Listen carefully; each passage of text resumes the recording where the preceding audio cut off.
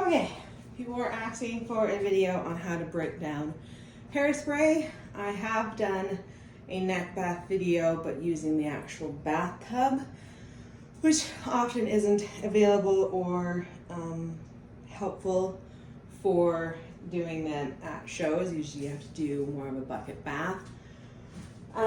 So I thought I'd show the actual bucket bath this time. So I currently have my tub. It's like a dish tub, I think it's called. Whatever it says there. And I have two-ish inches of water in there. You don't need an absolute ton.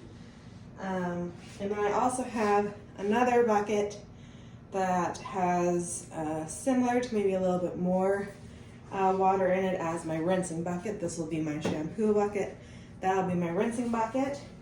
And what I like to do to make my life easier at shows is I tend to overfill one bucket, and then I just carry this one bucket back and I use it to fill the other bucket and just leave a bit in this bucket. That way I only have to make one trip instead of having to make two trips, but I like to have a shampoo bucket and a rinsing bucket ready to go so I don't have to try and rush back to the bathroom or the bathing area to refill this while trying to make sure that my dog is laying down on the table and isn't getting himself covered in shampoo and stuff while I'm running around. And then I like having some kind of scooping device. Some people use sponges. I tried sponges and a scooper, and I find that I tend to prefer the scooper rather than the sponge. And then I have my shampoo. I am using defrizzing coconut cream human shampoo by Mark Anthony. A lot of people feel that it takes out shampoo better since human stuff is kind of designed for shampoo or for hairspray and removing that kind of stuff. So I find that this works well, but I've also used regular dog shampoo and it's worked fine as well. So what I'm going to do is I'm going to put a bit of shampoo in here, and then I'm going to just kind of mix it in there with my hands so that it's mixed through my water. You don't want to use a crazy ton because you're going to have to try and rinse it out, and that's going to be a bit of a pain in the butt. But if you use too little, then you may not be getting the shampoo out very easily. So I just kind of used, I don't know, I'd say maybe like an even tablespoon, flat tablespoon or so into this water. And then I've also got this chair here. Normally I have a different chair at shows that doesn't have these big wheels on it, so it'll be a little bit of a pain to work around my table leg. But this is just going to sit on there. I'm going to make sure my table is high enough. You want to be able to slide your bucket under your table as much as you can. This is an electric table, but usually my stool allows for my bucket to slide under there a bit. I usually keep a bit of a towel on my table just to absorb any water that might kind of leak under, but I also don't want to encourage that towel to get wet, so I'm not going to put it over the edge. So that is our setup. I will grab my dog and get him ready to go, and I will come back. Okay, so my dog is essentially ready. I have him unbanded, though I have actually left his base headbands in, except for his bubble band. And the reason why I've done that is because I'm slightly lazy, and these base bands have not gotten any hairspray on them. His hairspray starts up towards the top half of this. Depending on how you sprayed up, how you banded or whatever, your spray might start up lower. But due to the way I band and the way I do the spray ups, these bands, it doesn't have any hairspray in it, and I find that it just makes it easier to wash these parts when they're just little sections at a time. I have taken out the bubble band just because you do spray right down there into the base when you're doing your bubble and stuff like that. So I do want to watch that part, but I've just left those parts because they don't get hairspray on him. He was just bathed on Friday and now it's Sunday because they only did a 2-dayer. So I don't feel I need to remove those. So often I think he's lying on his other side when I do this, but for the camera angle it's on this side, so it might be slightly awkward just because I'm used to working on a different direction. So I have his bucket directly below where I'm going to be currently working on, and I'm just going to use my cup and I'm going to scoop up water, and I'm going to hold my hand underneath it here, and I'm going to pour the water on. You will make a bit of a mess doing this because it's going to drip onto the floor and such like that. You can just wipe it up later. So I'm just scooping and I'm running it through his hair. Again, the spray doesn't usually go right down to the skin. So you want to get in there, but you don't have to go directly onto the skin if you can feel that there isn't really much in the way of hairspray down there. I have him right on the edge of the table, so as much of this hair is hanging off the edge as possible. And I'm just gonna keep scooping, and I'm gonna use my other hand as I'm doing that to gently rub to make sure that we're actually removing my hairspray. And once I feel like I've gotten a section done, I'm going to scooch my chair. I know now you can't see it super well. I'm gonna try and turn it this way. And I'm gonna keep going. When you get up closer to the occiput area, like the actual neck area, there's generally more hair there to deal with, so it can be harder to get through. So I'll just gently turn the hair in my hands and making sure that I'm kind of getting through the whole hair, so I'm not just getting just this top side. I want to make sure that I'm working it through the hair, so I'll just gently turn it in my hands as I go. And do little section by little section until I feel like the hairspray does come out. And just scoop and work it through. Scoop and work it through.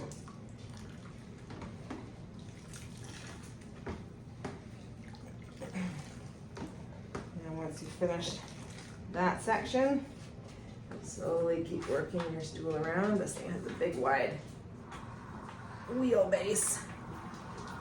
It isn't overly helpful. I'm just going to get it under there. And again, just scoop and work it through.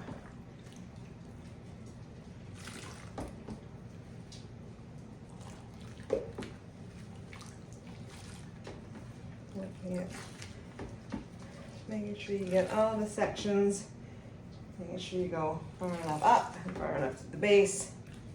You get most of it out. If you're doing another show the next day and you miss a little spot here or there, that's all right, because you're just going to be putting more spray in it the next day. So if I didn't do quite far enough up here, I'm just putting more spray in it. But if you're doing your bath after the show, which I don't use a lot of product on him because he's got quite a nice coat, so the rest of his body doesn't really get a lot into there. So I usually wait to do a full bath till the next time he just needs a normal maintenance bath. Especially if I'm getting home late, like it's currently 8:30 at night, and I don't feel like doing an entire bath. So that's why we're just doing a nap bath. So again, just gonna keep working it through. Again, I'm not going all the way up to the bands here because I know that it's not all the way up there. It's hard on your back doing bucket baths, so Make sure that you are going easy on it so you're not too sore, depending on if you have a good back or not.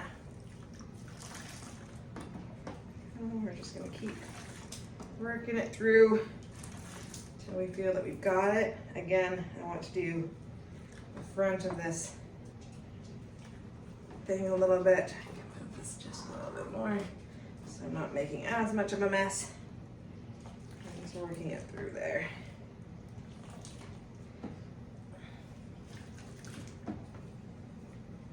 All right. And once you think that you've done a pretty good job with that, you're going to remove this bucket. Stay. And you're going to bring your rinsing bucket. Now I've got a huge rinsing bucket, which is not ideal. I mean, actually, it works great if you've got the right thing to do it on, but this is a little precarious on this exact stool, so I'm gonna be careful. But here it is. I just dumped all the soapy water out of this dish. I didn't rinse it or anything because it's just going into this water here. If you've used a lot, accidentally used too much shampoo, before you rinse, put your rinsing bucket. That is why this bucket is not ideal. If you have used a lot of shampoo, before you rinse, you might want to squeeze the hair out gently to make sure that you're not putting so much shampoo back in your bucket that it's going to be hard to actually get it rinsed out. But if you're, sorry, this is real precarious. I wish I had a second bucket like the first bucket, but we don't, so we'll make it through for today. So yeah, so you don't want to have too much shampoo on the hair, because otherwise you're going to not be able to get it rinsed because you're just putting all that shampoo water back onto your hair. Oh, this is precarious. We're gonna make it work. I was debating upon whether or not I wanted to switch which bucket I was using, but we're gonna make it work. So again, just working it through, making sure you get all sides of the hair. So I can just turn it through my hands and work it through. Then move your chair.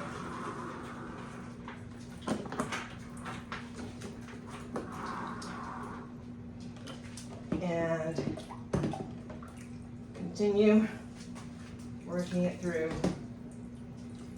This is not, I'm going to use a setup. You're just going to continue to work it through until you can feel that you've got no more shampoo left in the hair.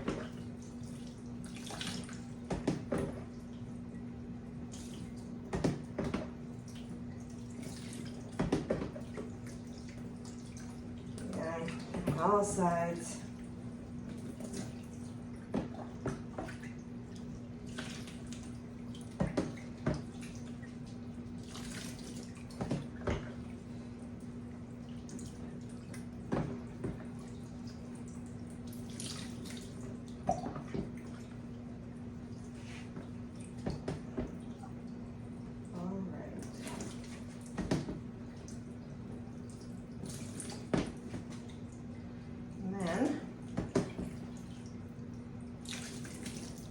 You've got it all nicely rinsed out. Hopefully you've been able to see with my body in the way. You're going to towel dry it and then just dry it however you usually do. Wait. Before I towel dry them, I'm just going to run some conditioner. I just used a pump of Artero keratin and a pump of Artero protein. I usually use a little bit more on the neck after a dog show of the conditioners than I do on a normal basis, just because they go through a lot when they're at a dog show with all the hairspray and everything like that. So I usually use a little bit more than I normally would. So now I'm just going to towel dry his hair. I'm using just a absorber towel, and I'm just squeezing the hair because you don't want to be matting it up. And then once I have him towel dried, I tell him, okay, Ray, hop up. I'm gonna hop up. And you can see that his wetness stops about here. I'll lift you up a little. And this is the glory of the neck bath, is that you only have the neck to dry. So I'll use neck baths at the show. Depending on how much he has gotten hairsprayed, I will either do it every other day if I'm, say, just going in for a class, it's indoor or it's not windy or anything like that, and so he's only had one round of hairspray and it's coming out nicely. If I've, done breed and group and maybe best in show, depending on exactly how that schedule is running, and I've just been adding more and more and more and more and more hairspray to him as the day goes, then I'm more likely to do a bath every day than doing every other day. But that just kind of depends on your dog's hair, how breakable it is, how much hairspray you're using, the kind of hairspray you're using, and all that kind of stuff will make your decision and see what you need to do, if you need to do it every single day or not.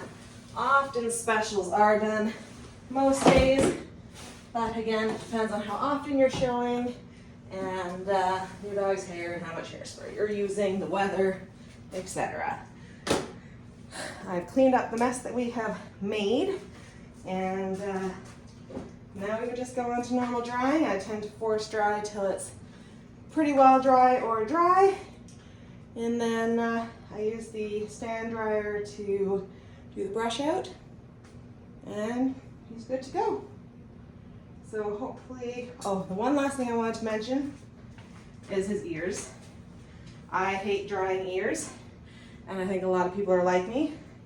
So I actually band his ears together under the wraps, or over the wraps, I guess, under his chin, because then it's less likely to drop off the table and get in the way and get wet and need to be the whole thing re-dried. So as you can see, other than a few stray hairs at the top, his ear is fully dry,